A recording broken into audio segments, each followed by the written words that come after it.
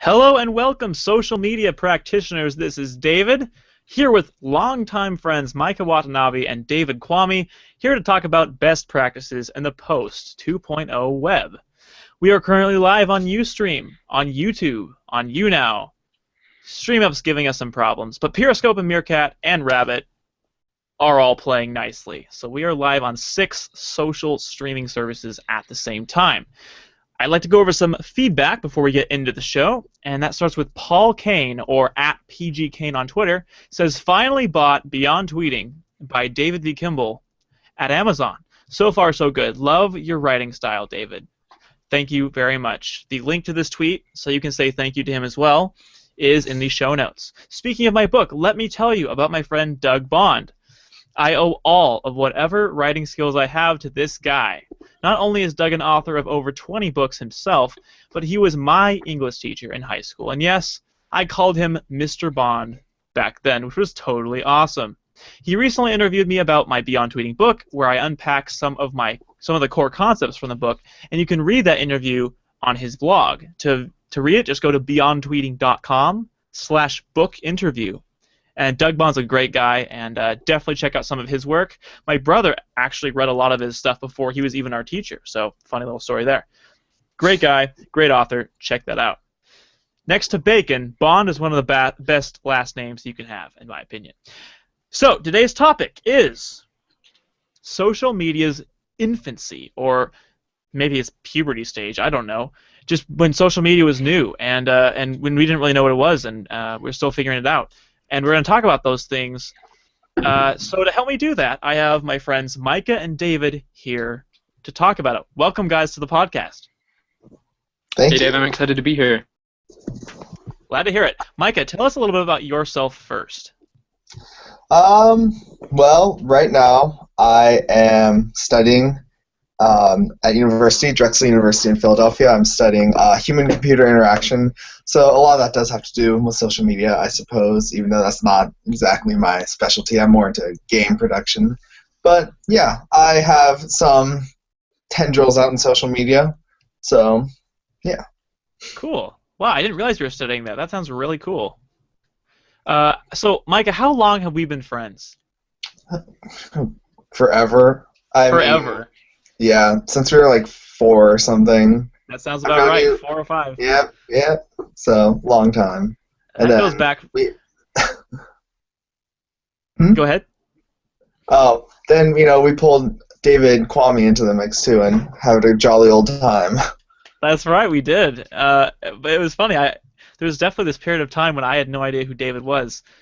So, David, tell us a little bit about yourself and what you're doing lately.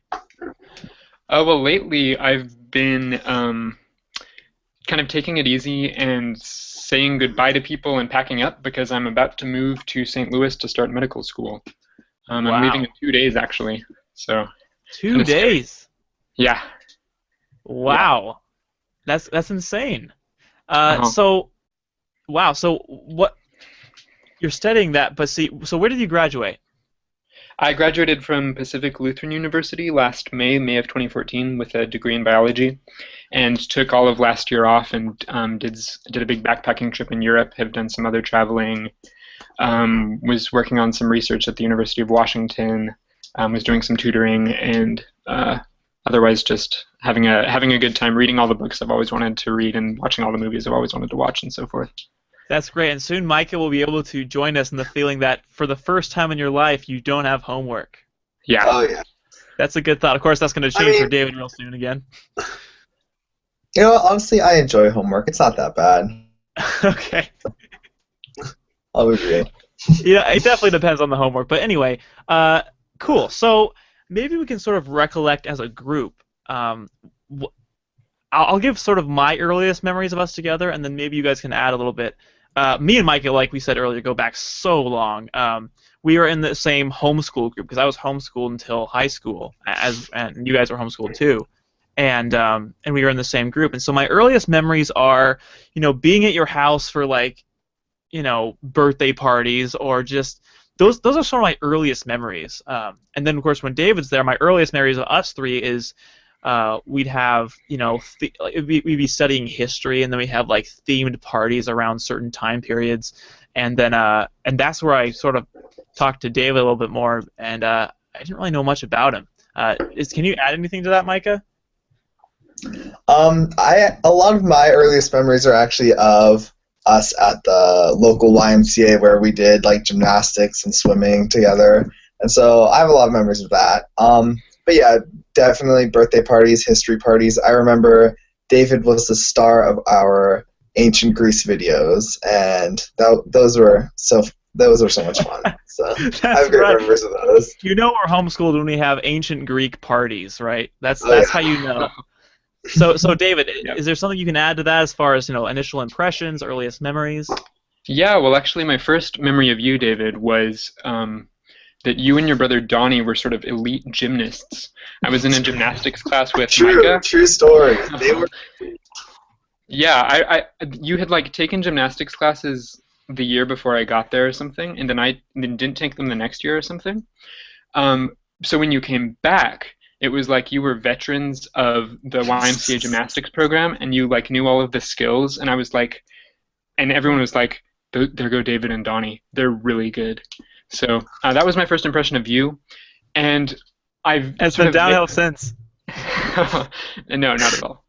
And my first impression of Micah, I sort of vaguely knew him at the YMCA for a while, and at some point invited him to one of my birthday parties, and he got in a big fight with another one of my friends at the birthday party, and I remember it being one of my worst birthdays ever. And being in tears, I was in tears after everyone left the party because I felt it had gone very, very poorly, and I had made a sort of bad first impression on Micah by having a friend get in a fight with him. But things have been uphill since. Oh, definitely. And from there, it started a beautiful friendship between us three. Anyway, so that gives you guys sort of an idea of how long we've really known each other. Elite gymnasts. Wow, mm-hmm. I am honored. Anyway, so Micah, now we all had the internet. I mean, I would say a little bit later. I mean, as far as I don't know, what were some of your earliest memories of the internet as a whole? Like your experience using it, what you wanted to do on the internet. Can you think back to then? My earliest experiences, well, my parents are pretty conservative, kind of like your guys's, and so they were very limiting on what we were allowed to do. So I remember playing like the very earliest kind of Flash games, but even those were really slow because I'm so old. I feel so old saying this, but like dial-up was still a thing back then. We had one. It wasn't AOL, but it was an AOL type service where it was like you had the internet package and the email and everything came together, and it took forever to load. But yeah, it was. I don't remember being very intrigued by it. Like at first, I was much more into computer games. Playing, I don't know, what were those old games that, like, the education games, like... Oh, like Read a Rabbit? Yeah, exactly. Stuff like that. Good times. Oh, yeah. Yeah, it's true. Internet was very hard to get to because of dial-up, and so we played a lot of computer games, and so computer wasn't... Now computer's, like, synonymous with internet, but back then it wasn't. It was sort of a different machine. David, how about you? What were sort of your earliest memories of internet? Well, my memories are actually very vague. I can't quite remember a time when I didn't have internet. I think my parents were pretty early adopters because they used it to order books from the university library we lived close to. So I can't remember a time when I didn't have it. Some of my earliest memories of being on it revolve around the Lego.com website and the mini games they had on the Lego.com website. I think that's pretty much all I used it for a long time. That's hilarious because those are some of my earliest memories too. Is going to Lego.com because it was in the comics, it was in the magazines and the pamphlets that you get with the toys, and thinking I need to get on this site. Yeah, I think it was pretty much the only site I used for a number of years. Wow. Yeah, that sounds about right for me too. That's hilarious. Okay, so we had kind of, if you ask people that are like, high school kids now or younger, they'll give you a very different, I'm sure they'll have a very different answer for you. But I remember, because my parents my dad's office was the first one to get high-speed internet, and as soon as I went to that, I'm like, I am just going ham on the Lego games, and I'm just gonna play all the Flash games I can. Right? This is what the internet is. This is its fullest potential. There's nothing better than this, and that's everything I thought of. And then we go home, and then we have that terrible dial-up internet, and I tried to play that Bionicle game, and anyway, all that to say, we had very limiting, except for David. That's cool. I didn't realize you guys were early adopters, but we had sort of limiting experiences. Well, now it's a lot different. So let's see. I'm going to scroll down a little bit. What were our initial first experiences with email? Because I remember one day my mom sat down with me and said, you know what, you need to make an email address. And I said, okay. And she said, what would you like to, she like set up the account for me, you know, like typing in all the fields, saying, you know, doing all that stuff and saying, okay, so what do you want your name to be? And to my shame, well, I mean, I don't know, kind of shame. I'm actually kind of excited about it still. I said, I want my name to be Nintendo Star Central at yahoo.com. That's what I want. Oh yeah, That's awesome. You know, I feel like if Mom thought about that, she'd been like, David, you might not want to pick that. There might be some obstacles in the future because of it. But luckily, Micah sent me an invite to Gmail when it was in beta, and things turned out better from there. So, Micah, what was your first email address? My first email address is actually the same one. I'm not going to say it, but it's the same one. So yeah, and one of my sisters actually, I'll say this one because she doesn't have any more, had a Watanabe too. So that was like some very early adoption. Wow. Yeah. That's crazy. But yes, I still use the same email address, even though I was just telling David before he came on that I got on some spam list because I'm getting like 10 spam messages every half an hour, and it's been a mess for the last couple of days. But yeah, right up until today, pretty much, it's been fantastic for me. That's incredible. So how did you get access to Gmail when it was in beta? I know who I got it from, and I can only like kind of guess from there. So my family got beta access from the Knowles. You remember them, right? Isaac, yep. Kayla, their parents. And he was pretty high up in like a fast food restaurant. Like I want to say Jack in the Box. And so like I'm just assuming like he got it from a corporate head or something, but like I have no idea. But that's it was invite only. Yeah. Yeah, because Gmail wasn't beta for a long time, but before that it was in an invite-only beta stage. So here I get this invite to Gmail, like Google's new email service. That's pretty cool. And then David, you got one too, right? I did, yeah. I think before that I used Yahoo. My first email address was FrodoBagans1992 at yahoo.com, and my first Gmail address was named after a character from the Aragon books. I had a thing for fantasy for a long time. Yeah, I think you might have had one named after an Aragon character too, Micah, didn't you? I definitely did. Yeah. I can't remember what it was, but yes. But yeah, I think I got my Gmail invite from Micah as well, and I was super excited to like have a chat feature and stuff like that. Oh man, just for fun, I went to my Gmail account, which I don't use primarily anymore, but I jumped to oldest. There's a button just for oldest, and some of my earliest emails and chats ever were just between us three, and they were the goofiest, most ridiculous, puerile things I have ever read. Anyway. Read is what you're trying to say. Oh yeah, I am trying. Sorry, can you repeat that? What you're trying to say is they were the most amazing things you've ever read. Yeah, actually, that is partially true. It was very amazing that I would write something like that, and that you would say those things. Anyway, so, thank you, Micah, for getting us beta access to Gmail. That really shaped some of our earliest internet experiences. So eventually, our household got high-speed internet, and we no longer had dial-up. So of course, we did the most important thing we could think of, which was play RuneScape. Mm-hmm. Right, and it was a very, very popular game for a while, and so we didn't play it very much. That was just sort of like the first thing we did for some reason, right? Yeah, I knew a couple people got like really into the game, like paying for it, all that stuff. But it was never like, it was just the first thing we did. Yeah, I never was super into it. Other than that, yeah. Once I discovered the wide range of other internet services, it's like time to do other things. Oh yeah, and so that reminds me. That takes me to David. Now, David sent us or told us about a service that provided free web hosting to create our own website called BraveNet. David, how on earth did you find this service? I actually don't quite remember. I think I was just I thought it would be really cool to have my own website. And I was Googling around for sites that allowed you to create your own website for free. And for some reason I settled on BraveNet. I can't quite remember why. Maybe it was customizability of your web pages. But I'm not sure. I don't remember. Yeah, but you found it through the Webernet somehow, and Yep. you told Mike and I about it, and so we said, it's kind of like, let's make our own websites. And so now you get to say in front of, however many people are watching or listening to this podcast, what the name of your website was. My website was called The Chicken, and I think my sort of inspiration came in part from my interest in sci-fi and fantasy, and I wanted to sort of create my own parallel universe.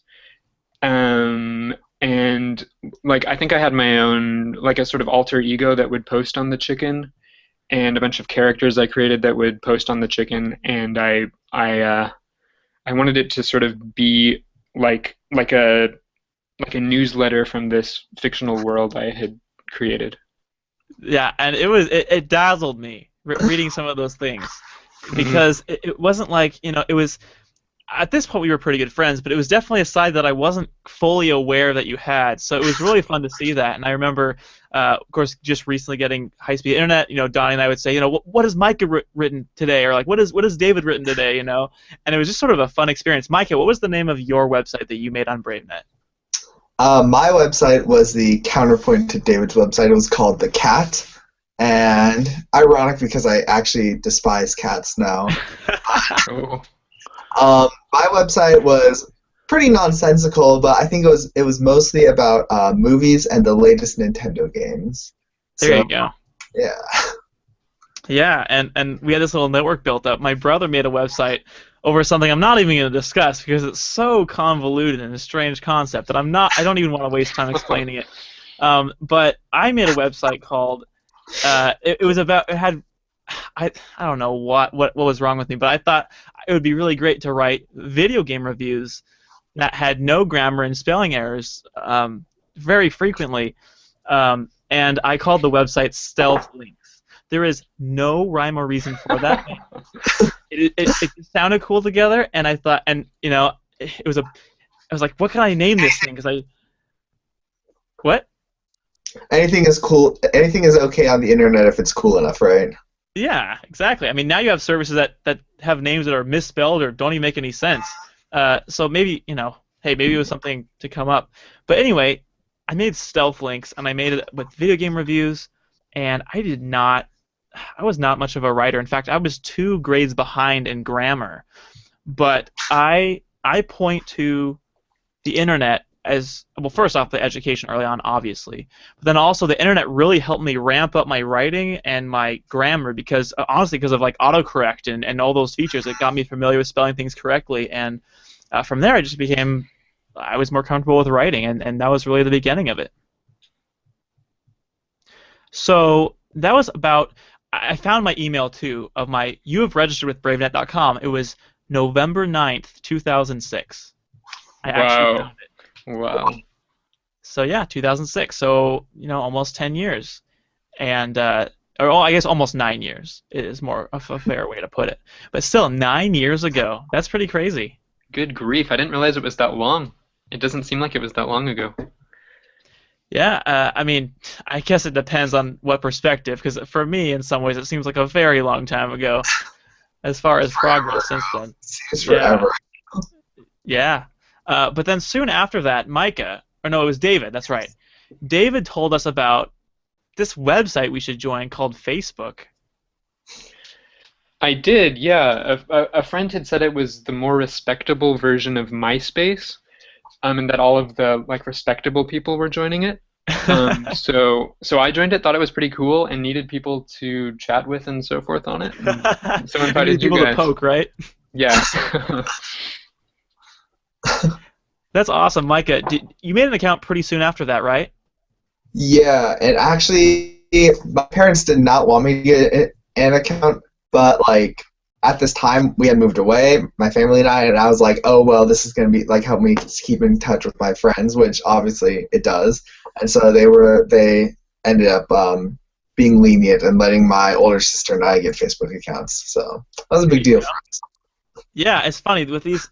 Again, to kind of explain, you have these parents that our parents were like you mentioned, pretty conservative. I mean, we were homeschooled, right? And they were very, very careful, had very careful eye on us.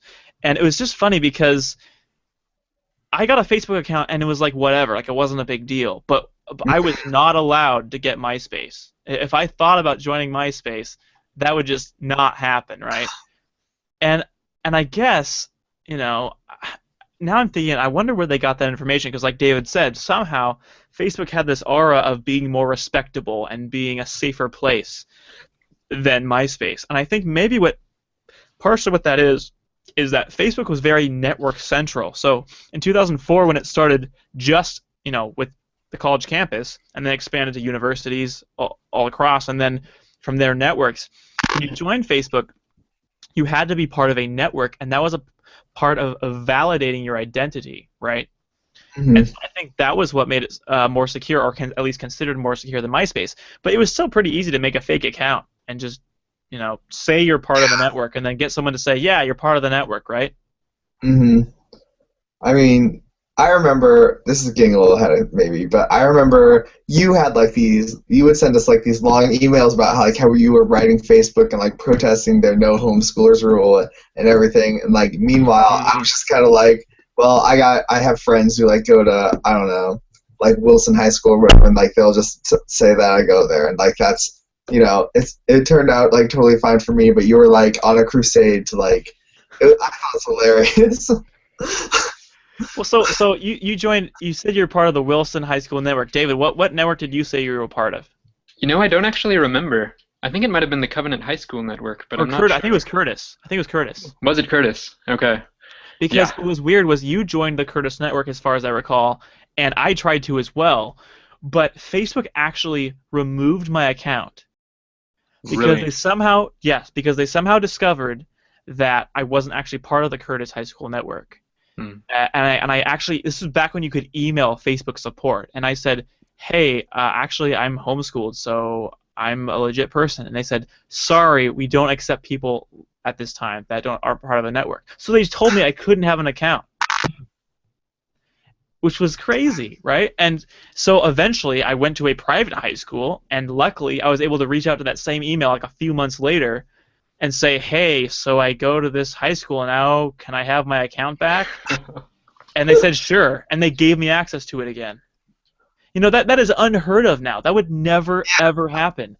And my brother, actually, his account got banned too, and he just ended up making a new one. So the account he has right now is actually not his original Facebook account. Huh. So a little funny story there. And then I remember just... and when we joined Facebook, that was sort of after when our phase of writing on our own websites and all those sorts of things. But in between those two things, we did writing on those websites. Then I created a blog called Zoodle, and it was like, again, it was sort of a platform. I want to make something that sounds like a web kind of thing, so that Zoodle sounds like a web thing, right? And then I just wanted to practice more writing. And I just wrote on random topics, and it was sort of like a pseudo blog about my life. And then I thought, what'd be way more fun is getting a network of writers. So I actually invited you guys and a few other people to help to write on this Zoodle blog too. And that happened for a little while.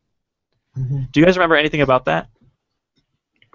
I remember not being a very good writer at the time, and like writing like things, and then thinking how terrible they were, and like never writing anything again.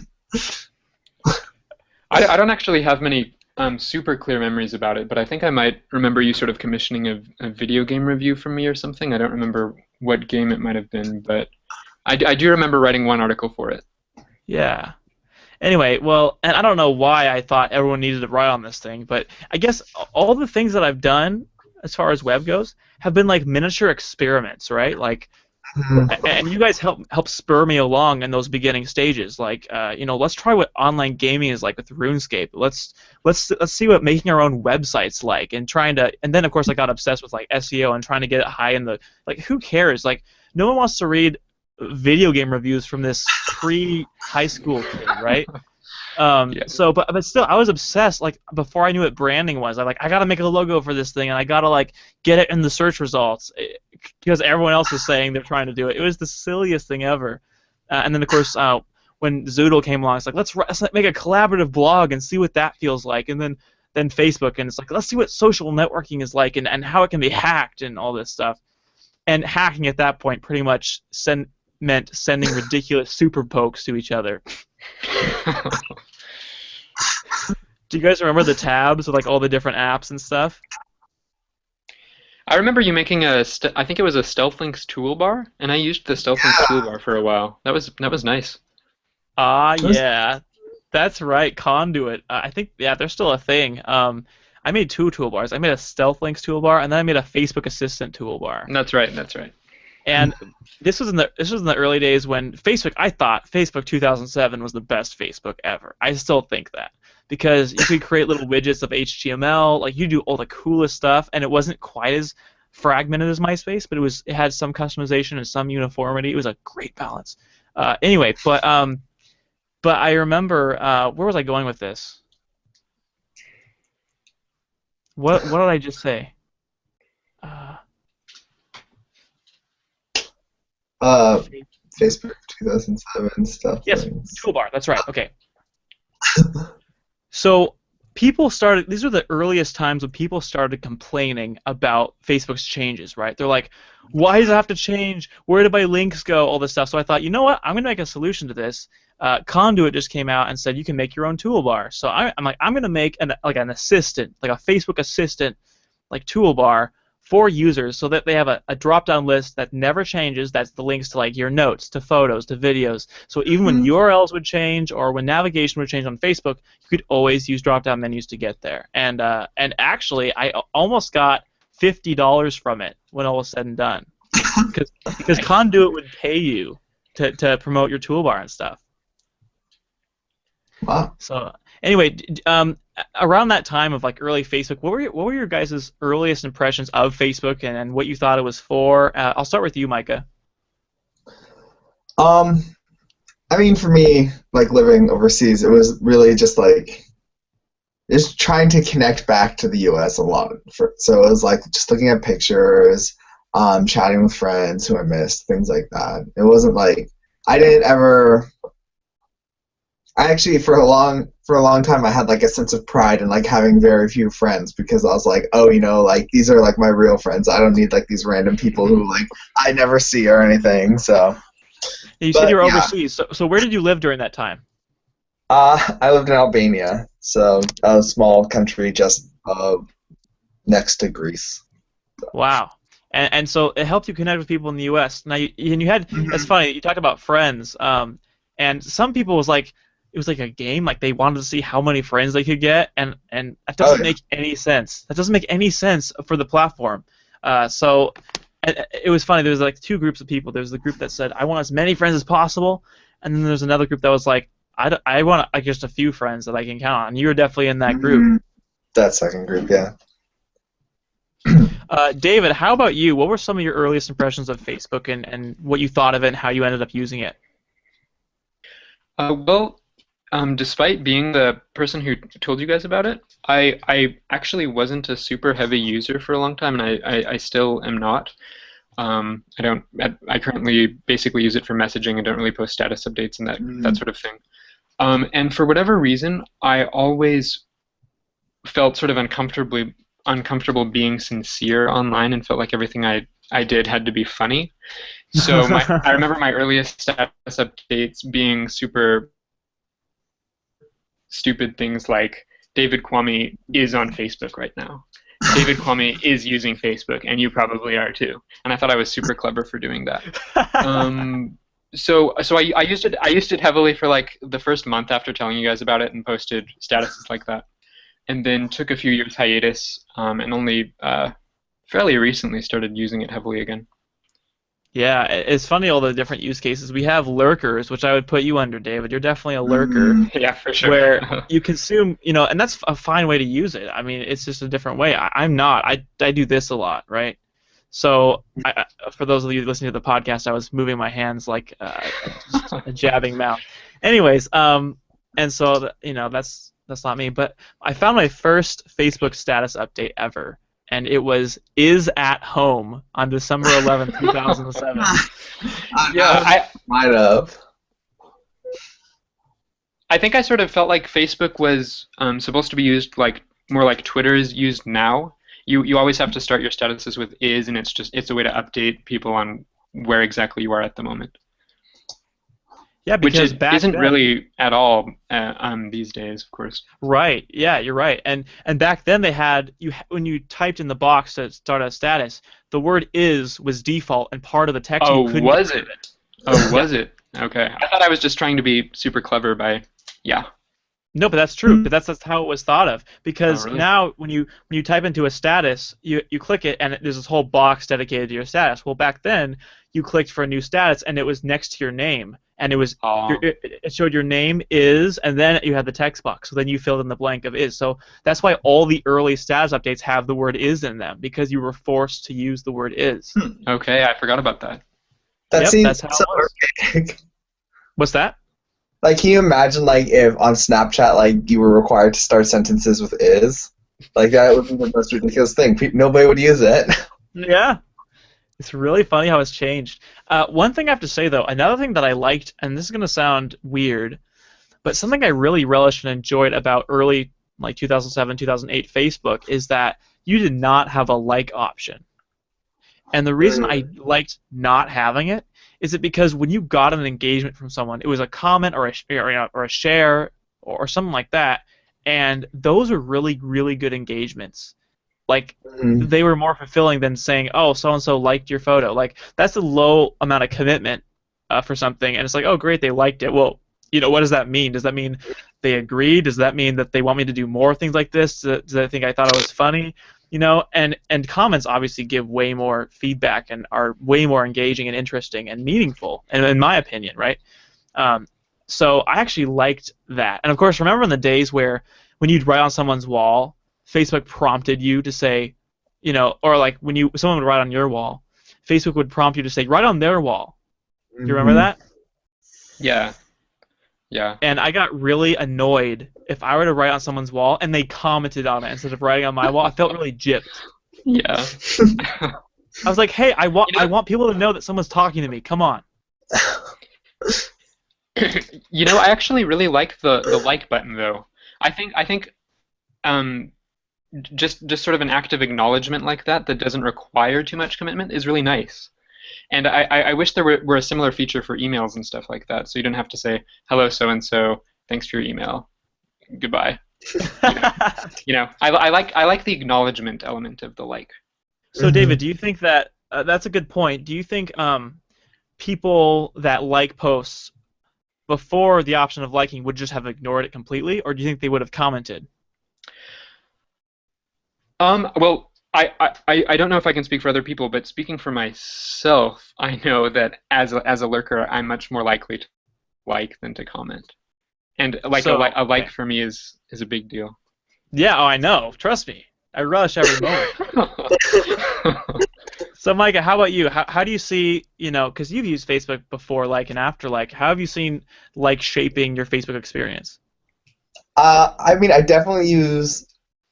I use like more now than I probably ever commented, just because like it's like David Kwame said, it's like very easy. It's like, oh, like I'm looking at my friend's pictures, I can just like this picture and I don't have to like comment and say like, oh hey, you're looking great or whatever, It's just like, yeah, I see this and like it's cool. I'm glad to know you're doing well. It's not, sometimes I don't want to start a conversation with somebody, so it's a great way to balance. Yeah, it's a good middle ground. That's a good point. Another good/bad thing about the like is when they introduced liking comments, which was not a feature when they introduced like initially. Like was only for posts, and you still became a fan of pages, so liking pages wasn't a thing yet, and you couldn't like comments. So the only like feature worked on posts. And so I remember distinctively one time, I don't remember, I posted something, someone commented on it, and then someone said, I would like your comment if I could. And then like a year later, jokingly, that other person said, hey, you can do it now, and then they did, right? So that was funny. And there's pros and cons to that because it's always fun to look through like a massive Facebook debate or something, or just a comment with lots of posts and see which one has the most likes. If you don't want to read every single comment, so that's sort of an interesting byproduct. It's like being able to weed out stuff that's not important and find the stuff that's the most funny or the most whatever. But there's also negative things to that. In fact, last episode when I had Donnie, my brother, and my friend Cody on, we talked about that. Sort of why Facebook debates are so toxic sometimes, and sometimes how they don't work. So it's like a double-edged sword, in my opinion. Do you guys have anything more to add to that before we move on? No, not really. Nah. Yeah. So now you said the way you use social media has changed a lot. I'll ask you first, David, and then I'll ask you, Micah. What is your go-to social network, or what are your go-to social networks these days, and why? Well, Facebook's my keeping in contact with people I know personally network, which I mostly do over messaging and scroll through the status updates every now and then. Twitter is my go-to for things that interest me, so I subscribe to a lot of like scientific journals and doctors and stuff like that. And Tumblr is the other one I use a lot.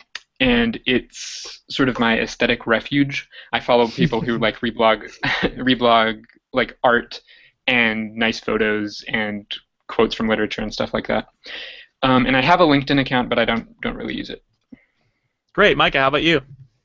What is my probably Twitter is my most used social media, and I use it kind of similar to David, just kind of as a news aggregator. I follow like different journalists and journals in my field.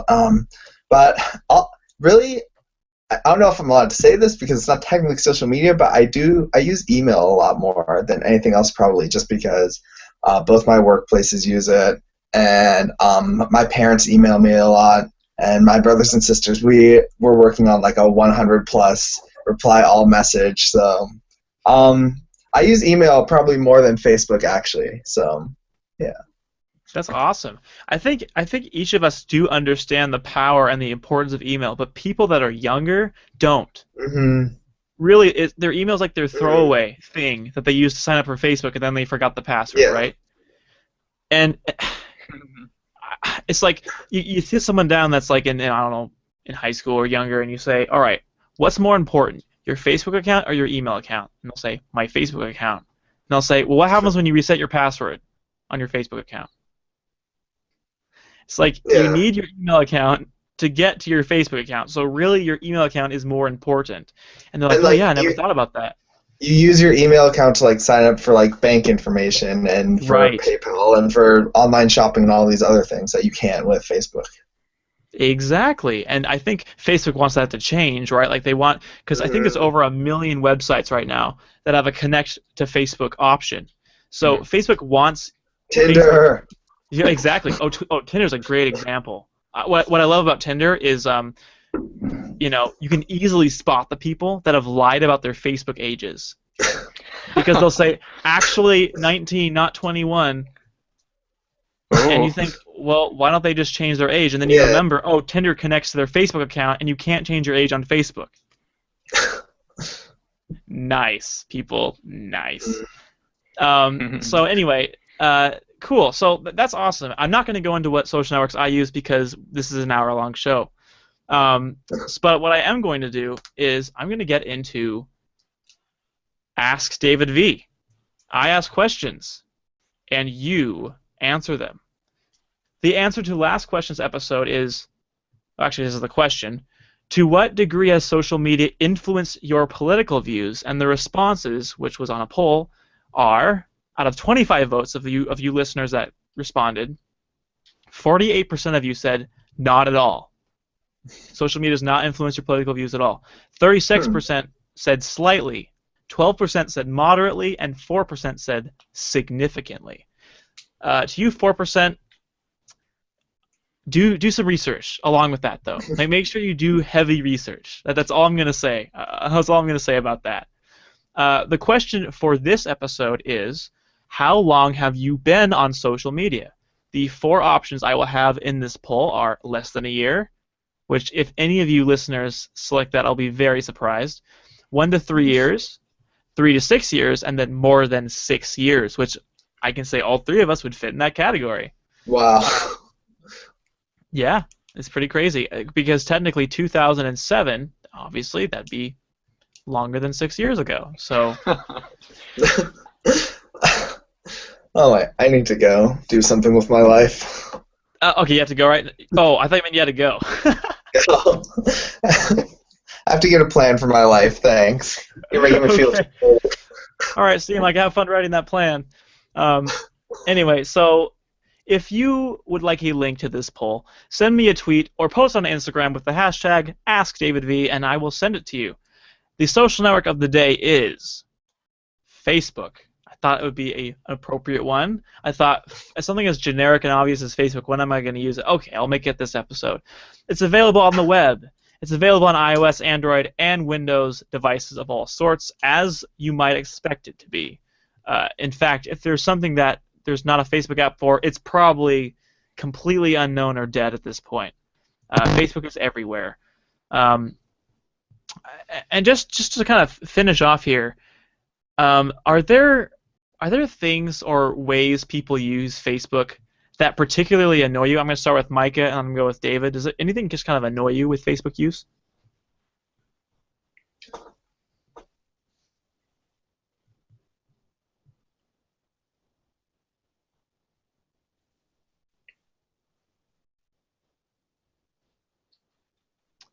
Well, if you can't think of anything, I'll move on to David. Oh, did David- you say mine? I thought you were talking to David first. I'm sorry. Oh no, it's I was fine. waiting for I David can first. I can totally edit this out, by the way. So go ahead, Micah. Okay. Some things that annoy me about Facebook. Sharing is one of my least favorite things because I hate seeing endless streams of articles and like random vines and stuff like that. It just annoys me to no end. I want to cut through all that and see what people are like personally doing with their lives. I don't really care about. I don't know. Let's look at my Facebook account and get a sample. The song "Lava" from the short film. It was okay. I don't know. Comic Energy, Drive with Uber. Like, no, I don't care about any of these things. So, Micah, what would you do if I posted a news story about Vine with cats in it? I would definitely. I would unfollow you. I think about it. Okay, good. I'll make sure never to do that. But yeah, I agree with you. I think, especially, oh man, okay, I have to admit one of my pet peeves is people that subscribe to like a Facebook page and then share some really ignorant like political message that's like text on an image, right? Like these people don't have the attention span to like read a paragraph. It's an image with crazy looking text with some simplistic political message, and they share that. That's one of my biggest pet peeves. And anyway, so David, how about you? Well, I definitely agree that it would be nice if Facebook could sort of be boiled down to its essence and people used it to really tell about themselves and not to share things. But I don't hugely mind it when people share things. I'd say the thing that bothers me the most is when people post statuses that are clearly provocative or clearly sort of asking for sympathy or something like that. like today was a horrible day. And you're like, okay, should I say Then you what? like it? I really want to say what, and then you like it, yeah. So that's a bit annoying. So it's like when people post a picture, it's so funny. It's like if people were to post a picture of themselves and say, "OMG, I'm so ugly," and you like it, what does that communicate?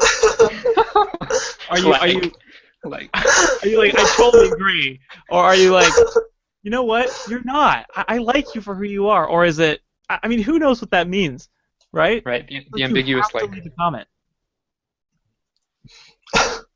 What, David? The ambiguous like, yeah.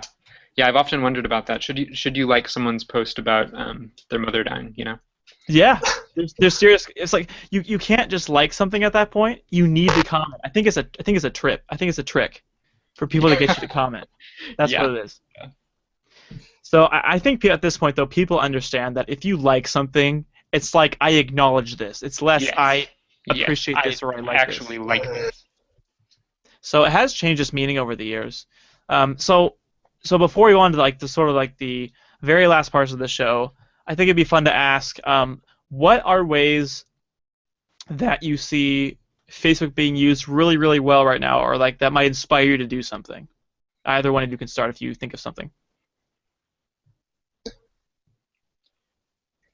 I'm very into Facebook groups just because I guess it kind of gets back to the more networked feeling Facebook had way back when. So like I am in like groups for like people I played basketball with and like the theater company that I sometimes work with, just things like that, seeing what people are doing and like if people have opportunities for work and stuff like that. That's a lot of fun. So that's probably my favorite thing about Facebook right now. But yeah, I would totally agree with that. My medical school's Facebook page has been hugely helpful. I found the house I'm going to be living in St. Louis through that. I've made friends through that. I've met my future housemates through that. It's been awesome. And another way I see Facebook being used really well is by people like you, David. I think you're actually probably my friend who I think uses it the best to sort of promote discussion and to advertise things that you're doing, and not to clutter things up with links. Well, thanks, David. I really appreciate that. I know it is fun. You mentioned something earlier about you don't like posts that are provocative and like ask for sympathy. But what's funny is you have to find a balance between those sorts of things and because it has to be interesting. Exactly, it has to be interesting. And unfortunately, you have to be. For example, the post I wrote the other day, where I wrote something on BuzzFeed called, 10 ways to get your article with clickbait or something. That was totally provocative, but it was sort of making fun of itself about how provocative it was. But that's what got some of the most likes, ever. It's like the most controversial or the most funny thing is going to get the most amount of likes because there's just so much content on Facebook. It's hard to get any attention with something more, I don't know, not interesting, I guess. I don't know really how to say it. But anyway, so great. Now let's take a trip to the app graveyard. These are the applications and services that are no longer with us. Today's dearly departed application is MySpace. Now, MySpace is not really dead. It's still there. It has a sort of different purpose. It's now focused around music and artists, and I actually find it kind of annoying whenever I log in the few times that I do, and music starts playing. I'm like, okay, cool. Pause. I like that song, but why did it start playing? I didn't tell it to play. It's just sort of a weird social network, and one of the only ones right now that has horizontal scrolling. So I don't know what the inspiration for that was. When Microsoft came out with Windows 8, and they had the start screen that was horizontally scrolling, people pointed to that and said that was MySpace's inspiration for their new design. And I have mixed thoughts about that. I don't think that's necessarily true. But I did think it was fun that they were trying something new, which didn't really catch on. And MySpace launched back in 2003, and I'm not going to go into what it was because everyone pretty much knows what it was. But I thought it'd be fun to have some discussion. So maybe something similar to Facebook. What were your guys' earliest sort of understandings or thoughts about MySpace? MySpace was bad. That was the belief system my parents instilled in me. MySpace was bad, and Facebook was like kind of okay. But my earliest feelings, I was very, very late to the MySpace party, and like I used it for maybe a month or two, and then just never saw it again. So I have no feelings towards MySpace other than maybe I missed something, but I don't think I did. So. Yeah, David, how about you? I'd say my experience was pretty similar to Micah's. I actually barely remember having an account. I think I did, but I barely remember it, and I haven't been back in years. Yeah, I agree. I joined real late too. In fact, I joined under the radar because I wasn't really allowed to join. But I thought I'll just. I know I'm admitting it right now, but I thought I'm just gonna join and then just not touch it. And because I got the vanity URL bug really, really early.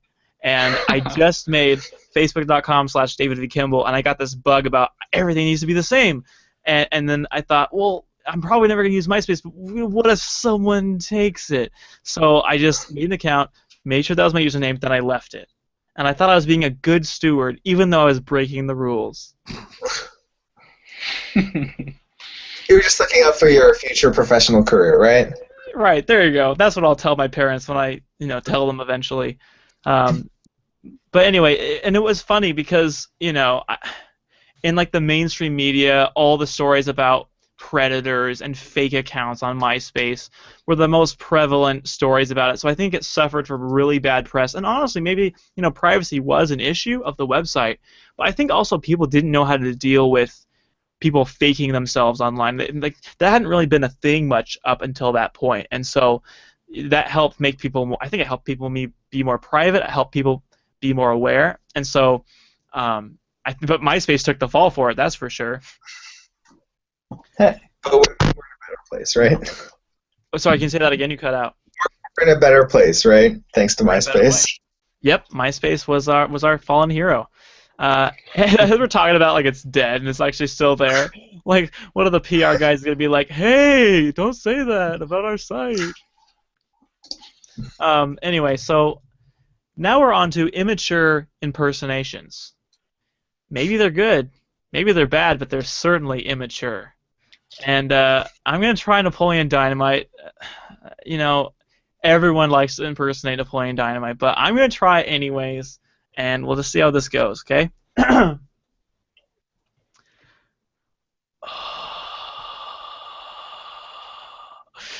Why are we even doing this flipping podcast anyway? I told Pedro that I'd teach him some of my sweet bow hunting moves today. Gosh! Alright, now when do we have to be Kip?